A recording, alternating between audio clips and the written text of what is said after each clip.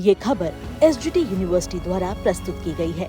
PM Modi की आंखों में आंसू आ गए। आंध्र प्रदेश के डिप्टी सीएम पवन कल्याण के इस बयान ने सियासी गलियारों में हलचल बढ़ा दी है। उन्होंने पीएम मोदी के संघर्षों का जिक्र करते हुए कहा कि नई पीढ़ी उनके सफर और मुश्किलों को नहीं जानती।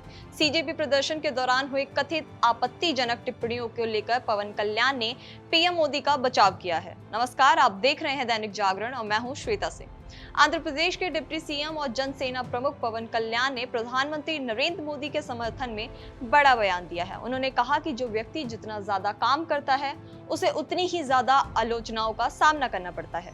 पवन कल्याण ने पीएम मोदी के राजनीतिक संघर्षों और उनके काम करने के तरीके का जिक्र करते हुए कहा कि आज की युवा पीढ़ी शायद उनके संघर्षों से पूरी तरह परिचित नहीं है। दरअसल पवन कल्याण का यह बयान दिल्ली में हुए सीजेपी प्रदर्शन के संदर्भ में आया है। प्रदर्शन के दौरान प्रधानमंत्री नरेंद्र मोदी को लेकर की गई कथित आपत्तिजनक टिप्पणियों पर उन्होंने नाराजगी जताई। विशाखापट्टनम के पास भोगापुरम के अल्लूरी सीतारमन राजू इंटरनेशनल एयरपोर्ट के उद्घाटन कार्यक्रम के बाद जनसभा को संबोधित करते हुए पवन कल्याण ने कहा कि प्रधानमंत्री मोदी ने अपने जीवन में काफी संघर्ष किया है। उन्होंने कहा कि जो व्यक्ति देश के लिए लगातार काम करता है उसे आलोचनाओं का सामना करना पड़ता है। पवन कल्याण ने दावा किया कि कुछ टिप्पणियों से प्रधानमंत्री मोदी भावुक हो गए थे और उनका दिल भर आया।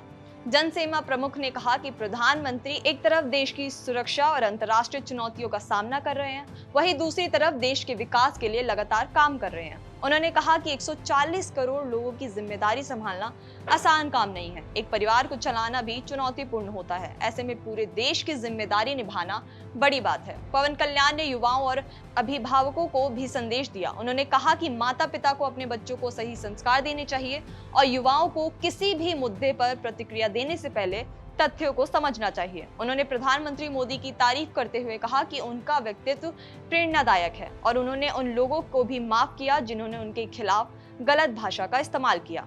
पवन कल्याण ने यह भी कहा कि प्रधानमंत्री पद पर नरेंद्र मोदी बने रहना देश के हित में और जब तक वे खुद इच्छा नहीं जताते तब तक उन्हें यह जिम्मेदारी निभाते रहना चाहिए।